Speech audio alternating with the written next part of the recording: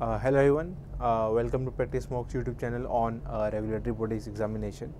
So I hope आप सबकी पढ़ाई continuous चल रही है because elections are going to end and we can expect some information about the notifications, or like for SEBI we can actually expect the notification in June, or for RBI and other exam also NABARD, if some people are targeting, we can see if there is some actions or some things being happening, like booking of the dates by the IBPS. So we will be going to see a lot of things in the coming month. Instead of waiting for the notification, instead of waiting for some news that will nudge you to study, I would honestly tell you, if you do not study right now for any regulatory exam, it's very difficult for you to clear. Of course, a syllabus is huge. There are different patterns. Phase 1 is different, phase 2 is completely different. It has different requirements. RBI example ले लो, phase 1 में RBI में quant reasoning में आपको strength होना चाहिए, मतलब आपको वहाँ पे वो कट ऑफ क्लियर करने में कभी भी दिक्कत नहीं आनी चाहिए. फेज़ 2 में वहाँ पे करंट अफेयर्स का बहुत बड़ा रोल है, फाइनेंस मैनेजमेंट पढ़ना बहुत बड़ा रोल है, डिस्क्रिप्टिव पार्ट आपको आना चाहिए. तो कुछ एग्जाम होते हैं जहाँ पे फेज़ 1 भी अगर क्वांट रीजनिंग है तो फेज़ 2 भी क्वांट रीजनिंग ही होता है.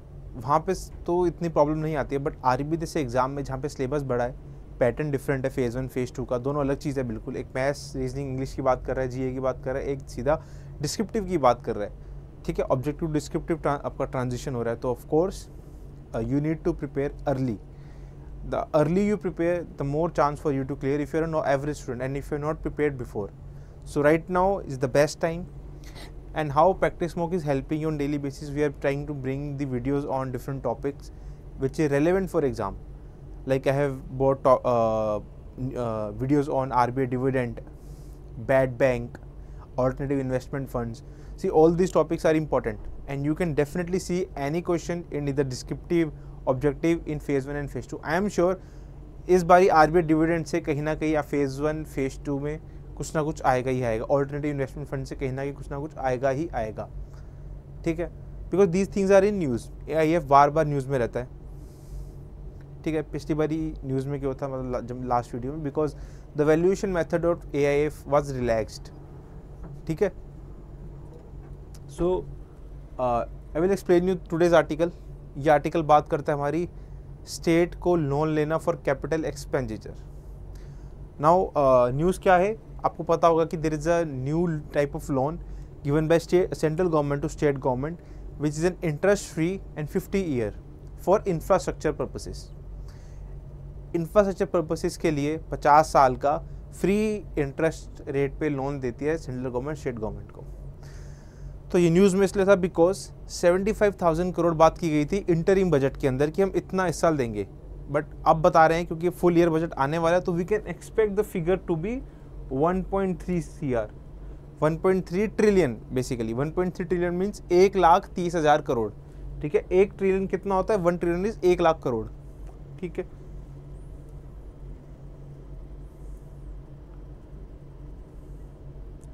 आपके पूछे 1 मिलियन क्या होता है, 1 मिलियन इज 10 लाख. ठीक है, एंड हमारा 1 billion I think is 10 crore है ना. 1 बिलियन इज 10 करोड़ और 100 crore. I am confuse in 1 billion. I think it's 10 और 100 CR में से कुछ है. 1 ट्रिलियन इज 1 लाख करोड़. ठीक है, तो अभी फिगर ध्यान में रखिए हमेशा. बिलियन का एक बार देख लीजिएगा क्या था. तो इस बार ही है 1.3, मैंने 1,30,000 करोड़ बजट में दिखाया गया. कितने एक्चुअल स्पेंड करेंगे वो डिफरेंट होता है. ठीक है, लाइक हमने 2022-23 में बताया था कि हम 1 लाख करोड़ देंगे स्टेट्स को, बट दिया कितना, 80,000 करोड़ दिया.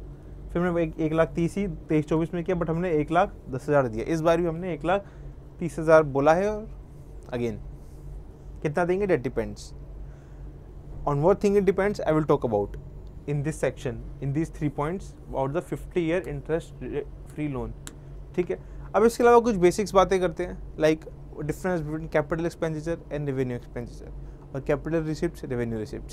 डिफरेंस ये होता है कि जो रेवेन्यू रिसिप्ट होती है ना, उसके अंदर जब आपको पैसा आ रहा है उसके बदले में कोई लायबिलिटी क्रिएट नहीं हो रही है.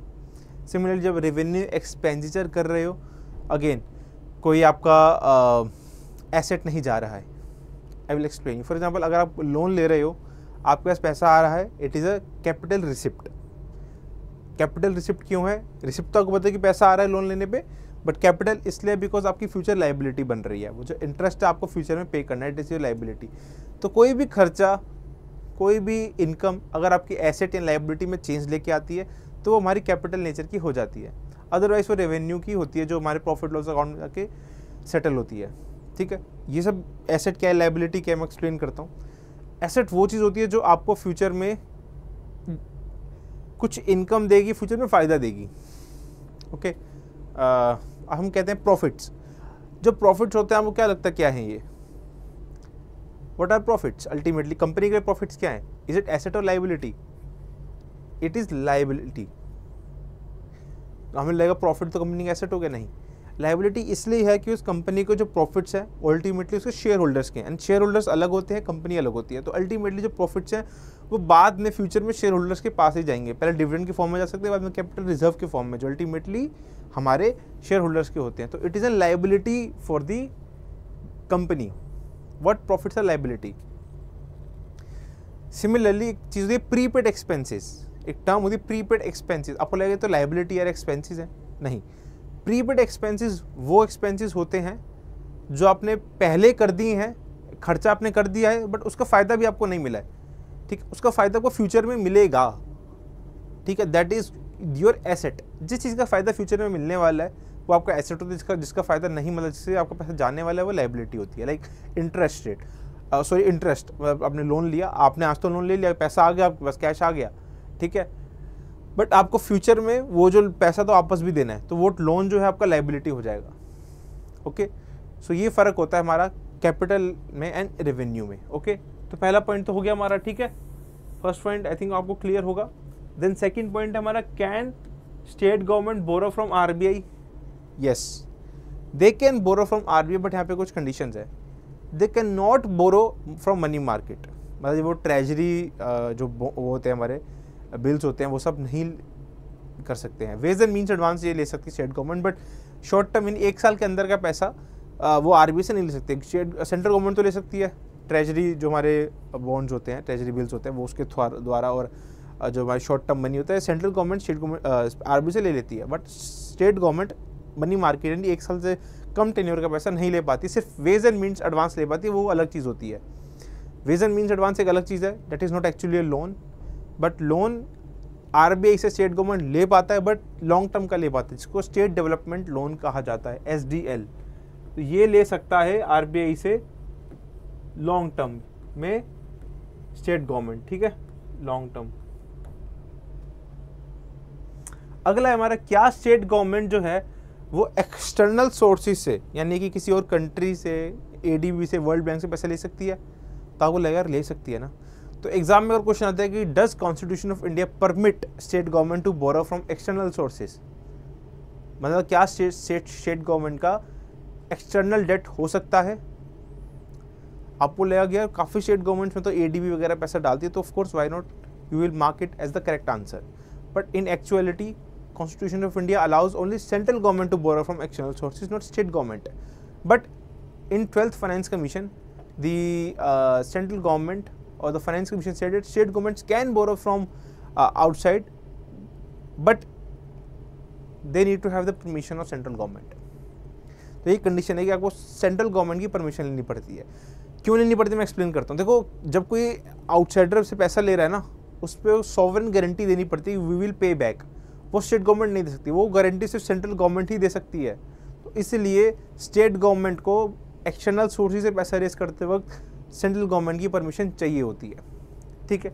तो आपको आई होप आपको ये पॉइंट भी क्लियर हो गया हो ना। एक तो सिंपल सी बात है कि गवर्नमेंट जब पैसा लेती है वो डेट में ही लेती है, इक्विटी में तो लेगी नहीं, गवर्नमेंट खुद को तो बेचेगी नहीं ना, तो it always a debt. Now next is the 50-year interest rate interest free loan. What is this? So after COVID हमें पता है कि कैसे स्टेट गवर्नमेंट्स के फाइनेंसिस पे एक डेंट लगा था, they could not get enough receipts to fund expenditure. Okay, so then what they have to do, they have to borrow from the market. When they go to the market, what will happen? The interest rates are high and there also, once the state government or some government go in the market, there is an effect of crowding out effect.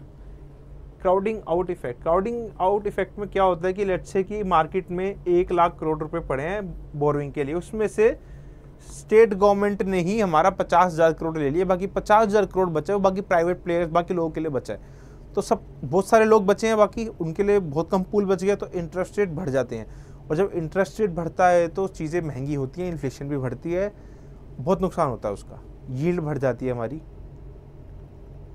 Okay, yield बढ़ जाती है। हमने पिछली class में बताया था कि interest rate का यील्ड का बॉन्ड पे से क्या रिलेशन है, वह वहाँ से पढ़ सकते हो। तो एक इफेक्ट होता है क्राउडिंग इफेक्ट, आउट इफेक्ट। तो ये ना हो तो सेंट्रल गवर्नमेंट जो है स्टेट गवर्नमेंट को सीधा पैसा दे दे, स्टेट गवर्नमेंट को मार्केट में जाने की जरूरत ना पड़े। और अगर मार्केट में जाती तो वहाँ पे कंडीशंस उनके लिए फेवरेबल नहीं होती हैं, इंटरेस्ट रेट ज़्यादा देना पड़ता है, टेन्योर की कंडीशन सही नहीं होती हैं, ठीक है। अगर डिफ़ॉल्ट कर गए तो again it's a big issue. और जनरली स्टेट बैंक्स जो हैं वो डिफ़ॉल्ट नहीं करते हैं, सॉरी गवर्नमेंट्स डिफ़ॉल्ट यूजुअली नहीं करती हैं, दे जनरली पे बैक ऑन टाइम, ठीक है। तो हाँ, वन मोर थिंग कि जो ये पैसा है ना जो सेंट्रल गवर्नमेंट स्टेट गवर्नमेंट को देगी 1.3 लाख करोड़, ये देने वाली है in the form of conditions, कि अगर आज स्टेट गवर्नमेंट कुछ रिफॉर्म करेगी तो ही ये पैसा दिया जाएगा, अदरवाइज नहीं दिया जाएगा, ठीक है। और बाकी कुछ पैसा सिंपल कंडीशंस पे है, तो सारा पैसा कंडीशन पे ही है, बट कुछ जगह पे उनको एक्चुअली में रिफॉर्म्स चाहिए करने होंगे, एग्रीकल्चर में, इलेक्ट्रिसिटी में, et cetera. And why infrastructure is important for us, because ये क्या है, बैकवर्ड एंड फॉरवर्ड लिंकेजेस करता है। Backward linkages in the way that अगर आप एक रोड बना रहे हो तो वहाँ पे सीमेंट इंडस्ट्री, चारकोल, स्टील वगैरह जितने भी बाकी इंडस्ट्रीज है वहाँ पे हेल्प होती है।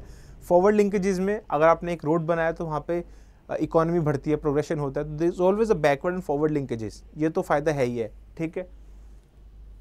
और एक बहुत इंपॉर्टेंट फैक्ट है, आपको पता होना चाहिए कि जैसे कि सेंट्रल का फिस्कल डेफिसिट होता है, टारगेट होता है कि हम इस साल पैसा खर्चने वाले, स्टेट गवर्नमेंट्स का भी होता है, तो मैक्सिमम अलाउ किया गया था 23-24 के अंदर 3.5%, जिसमें से 0.5% एक्स्ट्रा पैसा जो था वो स्टेट गवर्नमेंट्स खर्च कर सकती थी अगर वो कुछ रिफॉर्म्स करती हैं, पावर रिफॉर्म्स करती हैं, तो ये आपको ध्यान रखना है।